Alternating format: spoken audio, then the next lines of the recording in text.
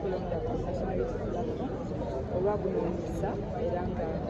njagala okubiriza abantu b'Essembabule kwetaaga okuwagiza okwena essaawa naddala abavubuka sizze nzekka natambula ne munnamateeka munnange ava mu constituency emu district ensimbeewo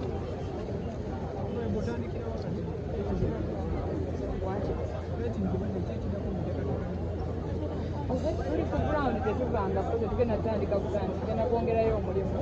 era gwe tubaddeko bwe kubuulira enjiri y'entuku ki ekikuleesa Essembabule biki ebinyigiza Ssembabule waffe be banzaala era nga kinkwatako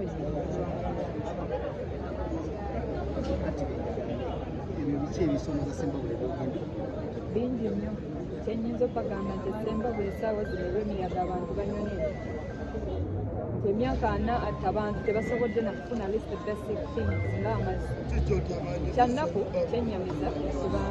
kiraga nti ddala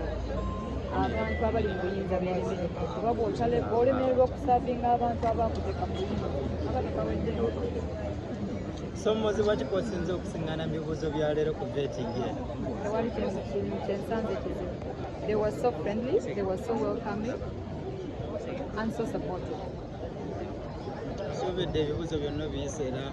gwe asaanidde okubeera ne Bulange. Bazina Ssembabule we basalawo kadi olinaku kyenkana ky'essaawa 70%. 30% I'll leave it for oyambadde n'owuuma nze alina kaadi ate ku ground zaaliko nyinza obutawooma kalawoozi kitoomu abantu bakozesa omutimbagano naddala abayimbi gyetuwanga alina eno atindasi kalawoozi kikoowa abakozesa obubi emitimbagano mu atindasi beebeereremu eno yessaawa okubeereramu abantu aba bafuula kyemuli era nga leka tukome ku kuyimba kula tulwanirire n'abantu engeri wekisikisimu nda kusuubira okugenda okusoma amateeka naluzi bwe kiba kyetaagisa njagenda agasoma naye ate mba yina already your national unity platform is so well equipped enyinza okugamba baatya dda okola be baba tunyigiriza left right center naye n'ekirala neeyongera okubanja abantu sebo gavumenti sebo ab'obuyinza mwonna abakwata abantu baffe obumenyi bw'amateeka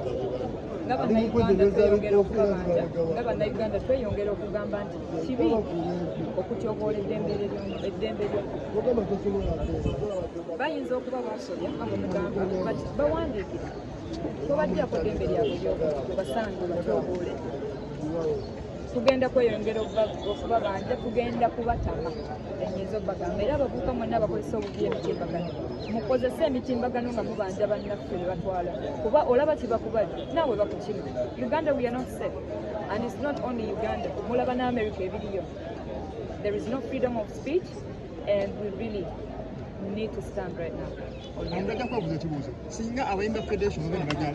baagala okuyimba campaign zo obaaniriza lwaki nedda bayimbi baggwanga lyonna ate eggwanga lyonna si lyaffe ffekka ffe tetuli bannakyemalira bwe baba nga basupportinga values zaffe nekyetuliko they're so welcome.